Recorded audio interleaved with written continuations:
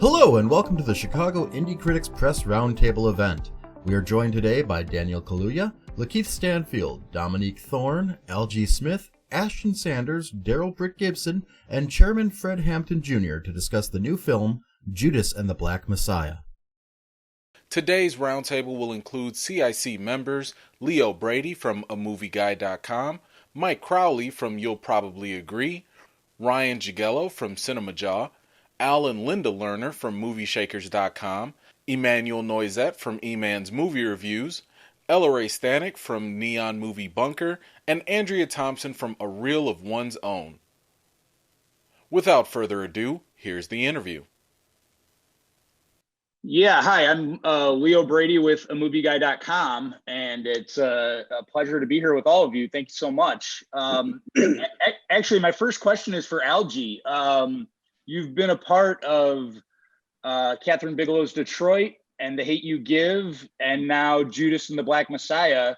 That is quite a trio of three films that speak to sort of racial injustice. Yeah. Have you been able to sort of contemplate what it has meant for you to be a part of all three of those films now?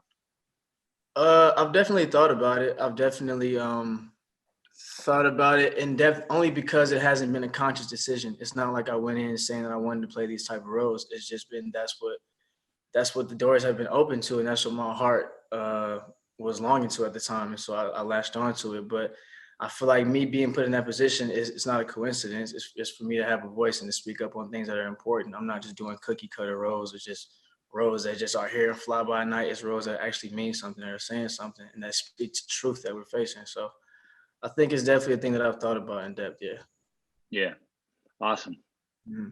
So this is sort of a group question. I guess when it comes to sort of a lot of misconceptions when it comes to the Black Panther movement, when I saw this movie, it definitely shed a lot of light on some things. And I was wondering, what type of light did it shed on the movement that perhaps you guys didn't know when you read the script and approached the film? I think for one, what's up, it's Ashton. I think for one, Fred Hampton in general is a historical figure that wasn't taught to us. You know, he wasn't in history books. The Black Panther Party in history books is kind of taught to be like a hate group towards America almost. So it was interesting to come into this film, you know, and really get to learn what these people were about, who they were for the community, you know, and where they stood in terms of race relations and like social justice, you know. Mm-hmm. Yeah. And to piggyback on what Ashton just said, like the only reason I know what I do know about the Black Panthers was because of my parents. Because if I left it up to the education system, I wouldn't know anything. And sort of the way that they've been portrayed as some type of terrorist group, terrorist organization, like Ashton said, right. Couldn't be further from the truth. Mm-hmm. But still, because there's so much to learn from them, it's a continually revolving door of an education process, because they've done so much, and their legacy continues to do so much.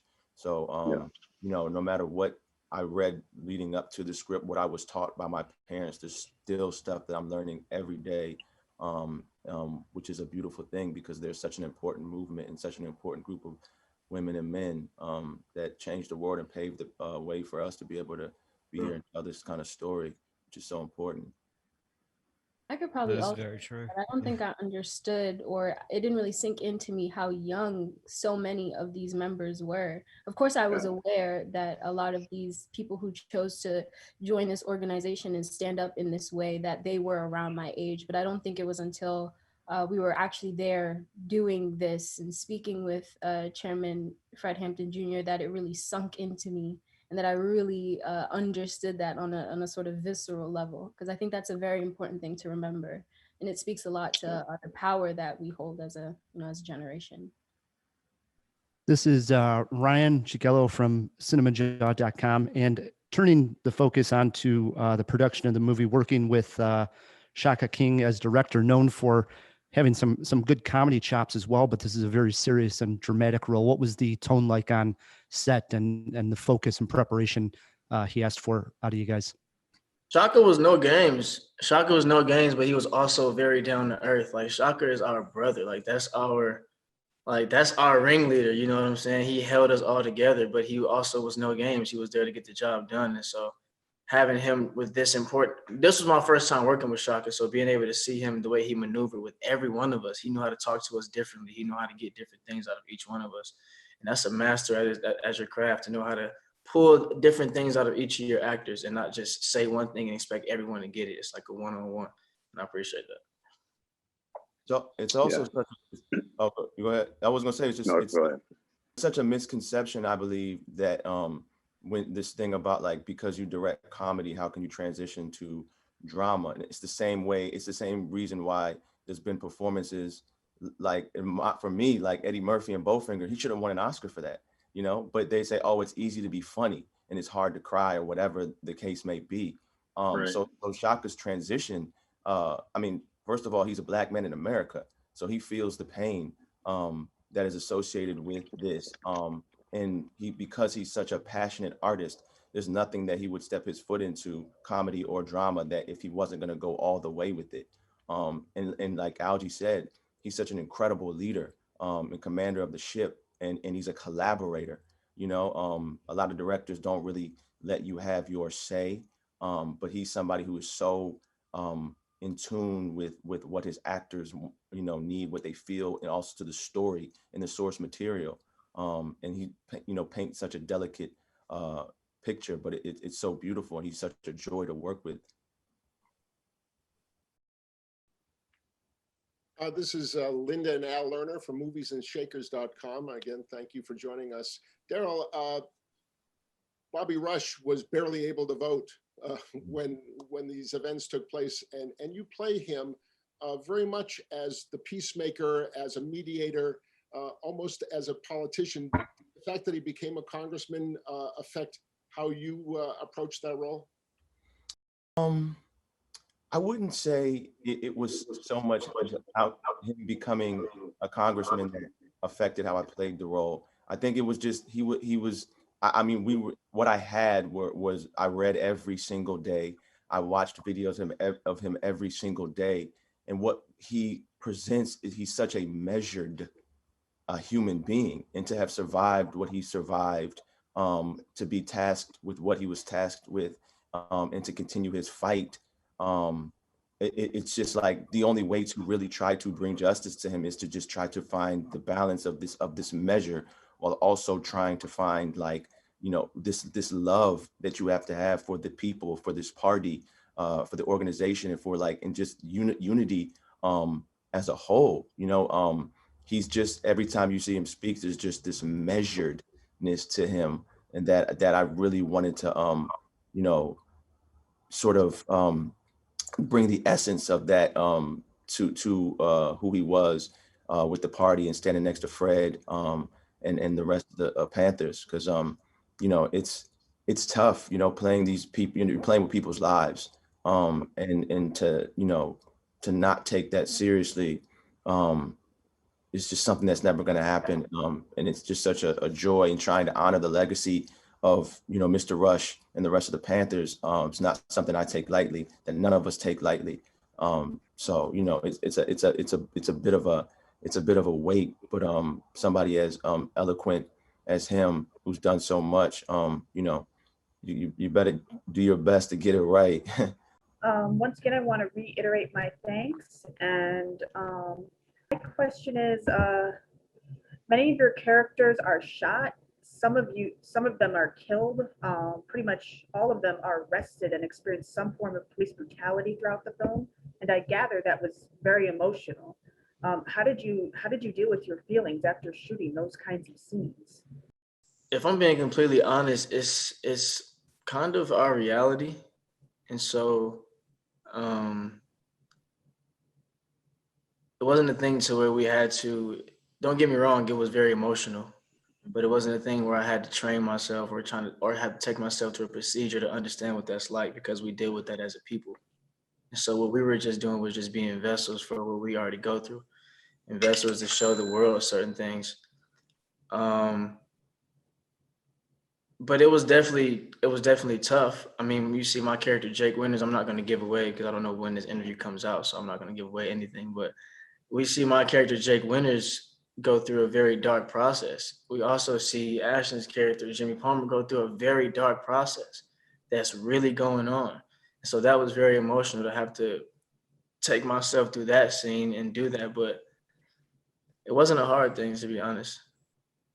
Yeah, and to back off of what Algee said, unfortunately, this is our reality here in America, and it has been. And to be able to, to have to jump into that, and fully feel these emotions, the anger, the sadness, it really makes you tap into yourself. It makes you tap into what's going on around us. And I think that speaks to how relevant this movie is, actually. I agree. Piggybacking on what Ashton and Algee said about this being your reality, within the same movie that has these incredibly dark moments, you've got those uplifting moments where the Black Panthers were able to create the Rainbow Coalition. Can you see our society moving more towards that sort of unity? And if so, how? For sure, Darrell. I know he's going to have some things to say, but I think I'll add also that this was the primary motive or incentive behind the Black Panther Party and their work. They were primarily focused on bettering the community, on bettering the people. And I think I'm so glad that that translates and that's received, because that was it. I think we said in the very beginning of this that there were a lot of efforts made to sort of distort the presentation of their legacy. But that is the truth, is that they were looking to feed the children in their community. They were looking to educate people on certain health conditions that may have affected them greater than other people in society at the time. I think that work is equally as important, if not more so, than the lives that were lost. It's equally as important as honoring that as well. It's a part of it. I mean, and in terms of can we be better today, I think that there are still people trying their very best and organizations working as hard as they can to rally people and to get those that need to see and those that need to learn and those that need to continue to adjust their thinking, perhaps, to see that we won't stop doing this and that this will continue to be where our efforts are, because we recognize that that is the goal. And I think that all of the action that we see is still very much focused on that. Yeah, and to piggyback on what Dom just said, I think that question is, I think, posed to a lot of Black women and men every day. And I think that's a question that needs to be asked. You need to ask white people that question, because we've been fighting for equality and unity for forever. And we've seen very little change. So, I think that this is the type of question that we get asked so often. And our fight is never seen as such. Like we'll go on a red carpet and they'll ask us this question, and then they'll have insert famous white actor who comes up next, and they'll ask him what he's wearing, how does it feel to be here, and what was his what did he eat for lunch today. It's like, why don't you ask us what we ate for lunch today, how it feels for us to be here, what we're wearing, and then ask that white actor, does he think that there's going to be justice and equality in a world that has so shown us that that's not a real thing for Black and brown people in this country. Yeah, guys, thank you so much for being here. I'm Leo Brady with themovieguy.com. It's fantastic to talk to you today. My first question is for Chairman Fred, actually. And maybe Daniel can jump in on this as well. But Fred, you never really had the opportunity to meet your father. And now here's Daniel portraying him up on the screen. Have you been able to put sort of a final thought on what what this performance has meant to you and your full sort of impact of seeing him play your dad? I haven't had the opportunity to view the final piece from the viewer's perspective. In other words, sit back with some popcorn and relax. It's been a long labor of love. And I'm talking about that's even, prior to even going on the set.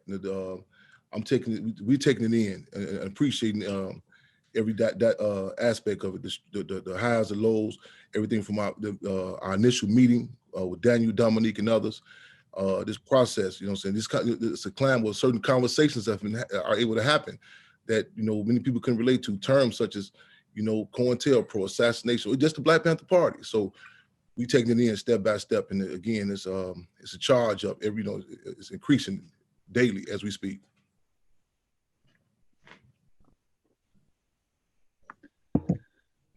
Mike. Great. Well, thank you so much. I was just making sure everyone got a chance to speak. Hi, it's Mike Crowley from You'll Probably Agree. This is a question for Chairman Fred, and certainly Daniel, you could jump in as well as you like. I don't want you to feel left out. Why, I learned so much about the Black Panther movement that I didn't quite know before, because in a way it felt like the American education system failed me in a way in properly educating me about them. Why do you think it is that history classes don't cover the movement as thoroughly as they do in this country? Malcolm X said it says that America's democracy is an hypocrisy. In other words, it's a facade of freedom. The discussion of of an organization, basically ranging from ages 14 to 24 years old. The fact that there's a need for a free breakfast program, exposes a contradiction. The fact that there's a need to demand the release of political prisoners in a place, in a country that touts itself with the arrogance to go, throughout the world,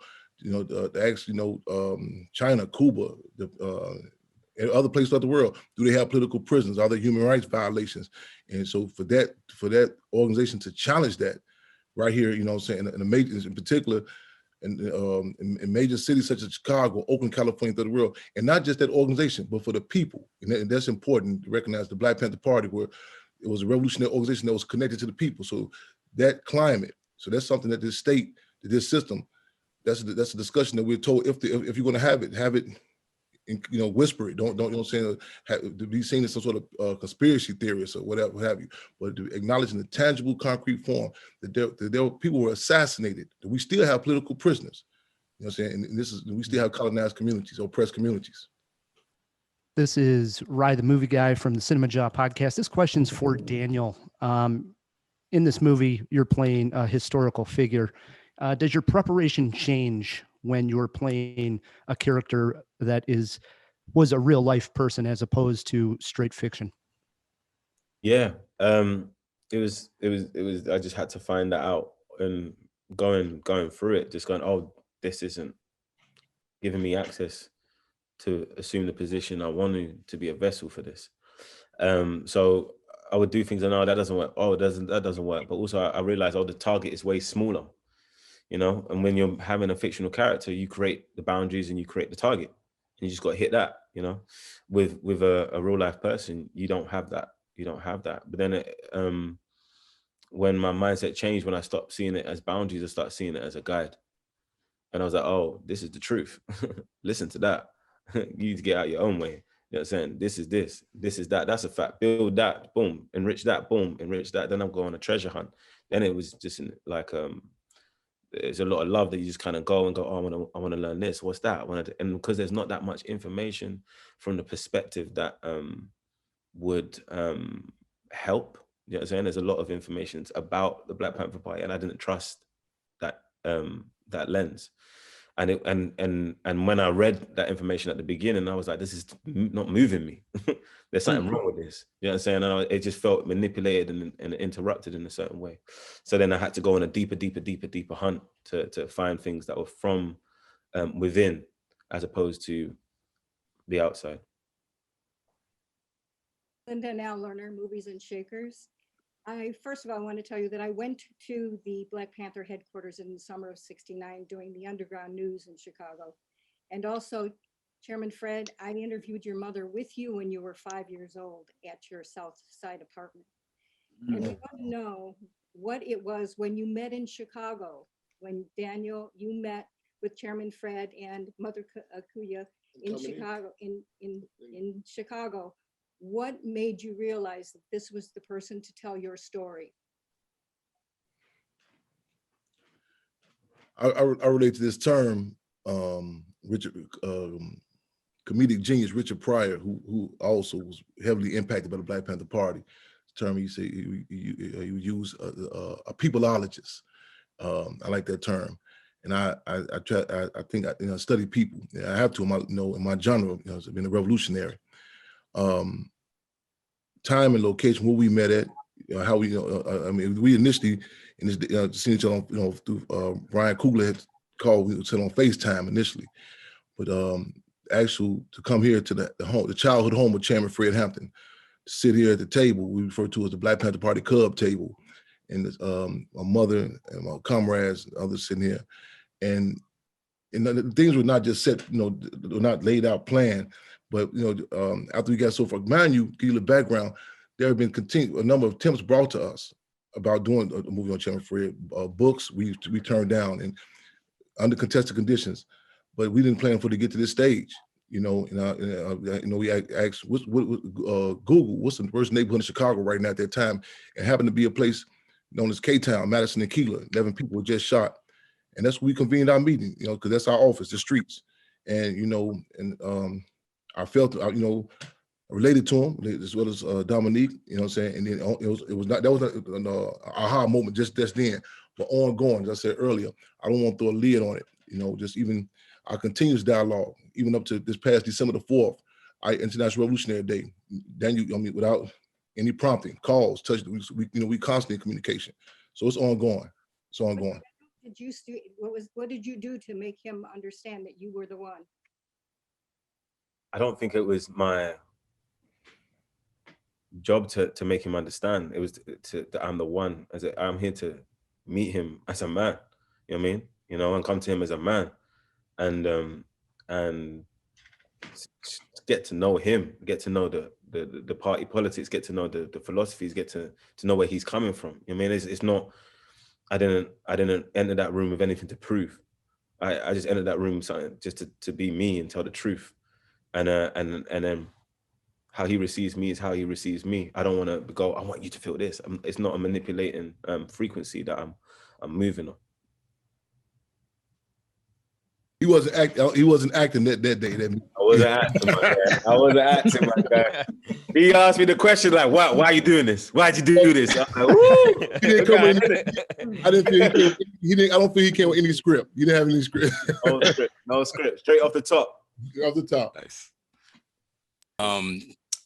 Question for you though. I know that the process that you go through establishes a bit of a spiritual connection with your characters, that you portray. And this question is for Daniel and for Chairman Fred too. Many of the fights and struggles that the Black Panthers fought for and are still fighting for are still relevant today. And I'm just wondering, what do you think Fred Hampton would say or feel about movements like Black Lives Matter or defund the police? I mean, I don't feel it's for me to, how can you say this? This is a brilliant mind. You know what I mean? It's like, imagine what he would have read and what he would have taken in during this time in this 52 years, it's our loss, that we don't have a mind like him and a heart like him to have an opinion on the things that are happening right now in this moment. But what I do feel that he would be in step and in alignment with what Chairman Fred Hampton Jr. is doing and what Mama Kaluuya is doing. That's what I know for sure. You know what I'm saying? So like, it's that for me is that kind of like, he was you can't fathom where that mind would elevate to, especially at the point that he got to at that time, for me. Right on. Well said. I just though I surpassed the age in which Chairman Fred was assassinated. I'm 51 years old now. I still humble myself in regards to the legacy of Chairman Fred Hampton. it's ever developing, you know what I'm saying? The war stories that I still get, you know what I'm saying, from the community. And I say it's which is intensified even with this climate, this time. Those were intense times. These are intense times. But again, I dare not attempt to say, you know, particularly what he would say, but I know we say the Black Panther Party Cubs, it's a tough act to follow. But we try our best to not walk in their footsteps with their Panther Paw steps and all humbleness. Some of our same adversaries have way they have come at us, way they have moved on us. I think that I think we move in lockstep with the legacy of Chairman Fred and the Black Panther Party. Thank you, brothers.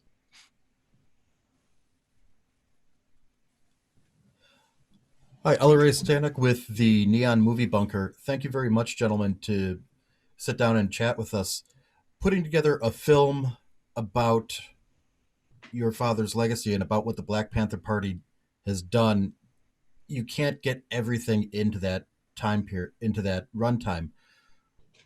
Is there material that you wish was in the film that didn't quite make it? And is there a chance of addressing that material in a future project? Of course, there's a lot of things that we like get in, but but the deal is, some people say, well, you think the movie's going to tell us everything about Chairman Fred? We have to be realistic. No, but just to even to open the door, for the conversation, and the sky's the limit. I mean, I hope a series. I hope this again. There have been a number of attempts brought to us, but it didn't fit. It didn't fit. Everything from the lack of respect to you name it. If we can collaborate some more forces such as these, this dream team. The forces that we worked with. Man, I look forward to it because the conversation is ongoing. It's still relevant. What Chairman Fred said then, it's still relevant now. So yeah, so the sky's the limit. Excellent. Hi, Andrea Thompson with A Reel of One's Own. At the risk of sounding repetitive, I want to reiterate my thanks to both of you for being here and speaking with us. And perhaps it's strange, but one of the things that struck me most about the film, this is a question mostly for Chairman Fred, is how young your father was when he was killed and how much he had already accomplished. Like Martin Luther King Jr. and Malcolm X, just to name a few, were both like 39 and 40 when they were killed. So how do you think he managed to be so self-possessed, accomplished so much at 21, such a young age? Because it's just remarkable. Put in context also, those times, the type of discussions that were happening, the draft, there was terms that we're talking about, go fight or go to jail, a climate in which, the politics was reflective of, in the fashion, sports arena, you name it. But not to take away, again, I've studied, everything from Chairman Fred's relationship with my great-grandfather, his grandfather, how he impacted him as a child. Growing up, at the age of the house where I'm sitting at right now, at the age of 13, 14 years old, the federal government called him for a wiretap to be placed in my grandparents' home when he was 13, 14 years old. Him taking the junior NAACP from about 7 to 300 members in 7.5 time period. A lady was just over here a few weeks ago telling me about the fight he fought to have a swimming pool for Black children at 12, 13, 14 years old. So, I'm honored and humbled, But again, that template, that's what I think is so important, that we fight to lay this out to people, because we can't get caught with the conventional definitions of terms such as generation or what a teenager is supposed to do, because we are some unusual circumstances, and we have to challenge those confines of, what it is to be a 14-year-old, what it is to be a 21-year-old. All right, LaKeith, thank you so much for being with us here today. My name is Leo Brady. I'm with amovieguy.com. My first question is, working with Daniel, this is a Get Out reunion for you guys on this film. Are you able to sort of put into words how your relationship with him grew with making this film? I don't know if it was, did you guys come closer in the process of this? Hello. We definitely became closer. It was just, first of all, I was proud of him for taking on an American hero like Fred Hampton, and just the amount of work and diligence that he put toward the character was inspiring for me every single day, and I'm endlessly grateful for that. And then off screen, you're just a beautiful human being. He's so intelligent and insightful, and it's always a good time when we're together. So I appreciate him. I told him we got to do another one after this. And he's like, yeah, for sure. Yeah, you're 2 for 2. Yeah. Great. Hi, this is Mike Crowley from You'll Probably Agree. Has your viewpoint changed on William O'Neill, like when you did this project? Because like when you see him from Fray One, immediately I had an opinion on this guy. But as the movie went on, things got really complicated. Yeah, it did change. My opinion started off being a very sort of general idea of this guy, someone that I felt is a reprehensible character and a snitch, and someone that I thought really sold out the party in a nasty way. And that because I had so much respect for the party, I automatically felt that he was the enemy in my eye. As I got into doing more research, I started to find, you got to think about it. These people were, first of all, very young, and significantly younger than I am now. I'm talking 17, 18, 19, 20, which is far more impressionable. And that's number one. And number two is, I think that Bill O'Neill actually wanted the same thing as Fred Hampton in a strange way. Upward mobility, freedom, access to wealth, but in a different way. Wealth and Fred Hampton's idea represented a communion of people and being able to live freely in a society. But wealth and O'Neill's idea had to do with being able to be free within yourself to move how you want and be able to exercise from a position of power. And so one could argue that the two philosophies just exist on two sides of the same spectrum, but they're just different ways of trying to go about and achieve the same thing. So that also gave me a little bit more insight into him and made me think about the character differently. And also, because I didn't have enough of his life story, because all of his operations were clandestine, and because there was only interviews and court transcripts and different second and third hand accounts of him, I couldn't really judge him because I didn't know him. All I knew was the things that he did. So I tried to get out of my own way and not really judge. And half of it was what I knew, half of it was my imagination. Sure. Thank you.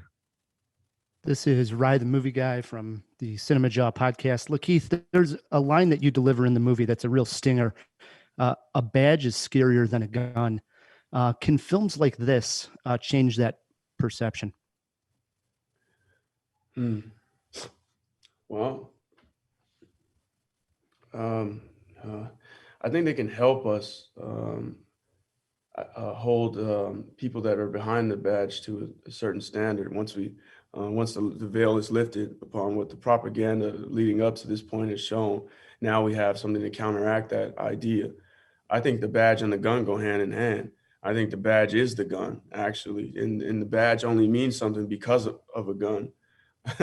I think O'Neill was a little off in his assessment that a badge, well, not totally, because there's some things about a badge that might indicate and inspire fear in somebody, but I don't think that's a universal truth. I think actually the gun supports the badge, and without the gun, the badge doesn't mean much. But hopefully films like this help people to see that the government was actually more, if not as fearful or more fearful than Bill O'Neill was of the prospect that there might be someone that threatened the status quo. So what does that say about the badge? Is it secure? Hey, LaKeith, this is Linda. I'm Al Lerner from moviesandshakers.com, and congratulations on this role. You are really the only conflicted character in this movie. Everyone else has their stand. They have their path, whether it's Jesse Plemons, whether it's J. Edgar Hoover, whether it's Daniel Kaluuya, and it all culminates in the assassination. Can you tell us a little bit about your emotion, what you went through in preparing for that scene where you deliver the drugs and then driving away and knowing what's going to happen? Yeah. That scene was tough. It was a hard day for everybody. The energy on set was unlike any other day. The great people who designed the set decoration created a space that zapped you right back into, obviously we'd done research, so we'd seen the inside of the apartment many, many times and the place where the murder took place. And we shot that scene on the 50th anniversary of Fred Hampton's death. And it was just a really heavy energy. And I had understood very recently what it meant to lose someone close to me. Up until that point, it was just an imagination or a conception that I had. But since I lost my brother who was close to me and he was 23 to being killed by his brother, I kind of understood and had an idea about what it meant to lose someone, have someone there 1 minute and have them gone the next. So it was a heavy day. And I would try and keep myself as jovial as I could be because it wasn't necessary for me in that scene to be weeping profusely. So I try to maintain balance in the space as LaKeith Standfield. And then once the cameras came on, I had to be Bill O'Neill and deliver this drug. But the scene prior indicated that Bill didn't even know that he was going to have to kill Fred Hampton. So I wanted him to struggle in that scene with the idea that, here's this powerful person talking about having to go back to prison and saying 5 years is nothing. I'll do that. It's not about me. It's about the people. And here I am having to give him a glass of Kool-Aid, which I know will knock him out when they come to do what they come to do. So it was a tough night for everybody. And I think we all left the set that day a little bit different than we arrived. Hey, LaKeith, this is Emmanuel or Eman from Eman's Movie Reviews out here in Chicago. I just kind of wanted to piggyback off of that because I understand that, actors like yourself and Daniel, you guys really dive deep into your process, especially getting into character and all. And I'm just kind of wondering, like, how are you? How's your process after all of this? And what are you doing to take care of yourself? Thanks for asking that. That makes me a little emotional because no one has even asked about that. And, I definitely came out of this role immediately needing therapy and needing to get through things. And I think going into in the future, I will definitely employ that before I dive in. As you say, like we go 110% without sometimes thinking about self-care. And it's important. And, it does have an effect. There were times on set where my hands just went completely numb. There were times where I had existential crises and panic attacks and had to run out of the trailer and just not knowing if I was doing the right thing, even by playing this character. It felt like it would be a big stigma on me personally, even having to take on a character like this. So I think it helps to have people that can guide you and who understand psychology and emotional alchemy and navigating those things in order to help you out. And now that I have a therapist, it's been much better. But yeah, thanks for asking that, man. I'm doing much better. But yeah, it was hard. I had alopecia that was in remission that came back as a result of the stress associated with it. So, you gotta sometimes be careful and manage yourself a bit. So I appreciate that. Thanks. Thank you. Thanks for joining us, LaKeith. I'm LRA Stanek from the Neon Movie Bunker. Watching this film and then also having recently watched Sorry to Bother You Again, both Cassius Green and Bill are manipulated by establishment forces. But the eventual outcome for both characters, Cassius ends up becoming a leader, whereas Bill does not. How is it as an actor going through and not getting that catharsis of the character? That's an interesting parallel I hadn't really thought about.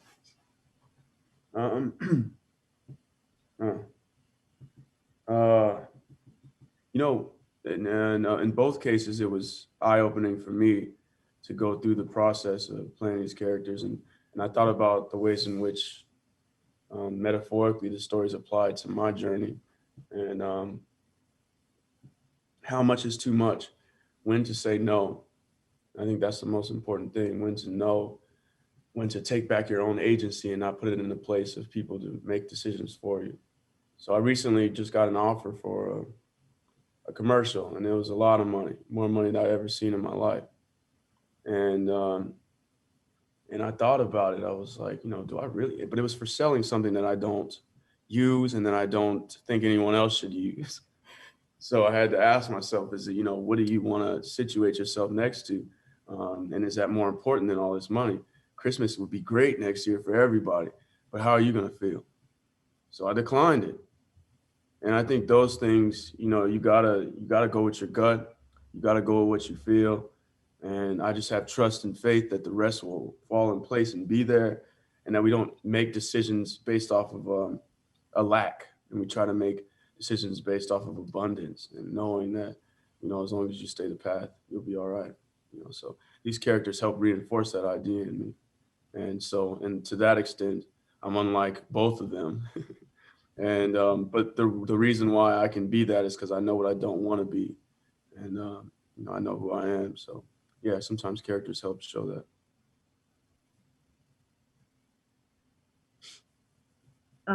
Once again, thank you for meeting with us and your answers to these questions. And I'm Andrea Thompson from A Reel of One's Own, by the way.